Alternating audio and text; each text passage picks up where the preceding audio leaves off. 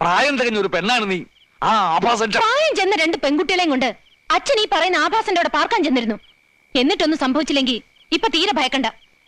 എഴുന്നേറ്റ് നിൽക്കാൻ പോലും ആവതില്ലാത്തൊരു മനുഷ്യനാണ് അയാൾ ഇന്ന്. തർക്കുത്തരം വേണ്ട. അച്ഛൻ എങ്ങനെ കഴിയുന്നു ഇങ്ങനെയൊക്കെ മാറാൻ? പോയി കണ്ട് വിവരങ്ങൾ അന്വേഷിക്കേണ്ടത് അച്ഛനല്ലേ? അച്ഛനല്ലേ അയാളുടെ ഔദാര്യങ്ങൾ പറ്റിയിട്ടുള്ളത്? ഉണ്ട ചോറിനുള്ള നന്ദി അതെങ്കിലും കാട്ടണ്ടേ അച്ഛാ?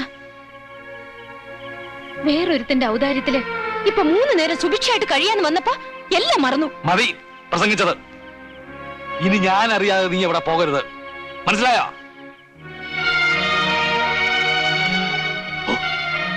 ആ അച്യുതൻ എങ്ങാനിത് അറിഞ്ഞാൽ പിന്നെ എങ്ങനെ ഞാൻ അവന്റെ മുഖത്ത് നോക്കും? ഇനി പോണെന്ന് കരുതിയതല്ല, പക്ഷേ അച്ഛൻ വാശിയിലാണെങ്കിൽ ഞാൻ പോവും. അതിന്റെ പേരിൽ ആരുടെങ്കിലും മുഖത്ത് നോക്കാൻ അച്ഛന് വിഷമം ഉണ്ടെങ്കിൽ വിഷമിപ്പിക്കാൻ വേണ്ടി തന്നെ മനഃപൂർവ്വം ഞാൻ പോവും.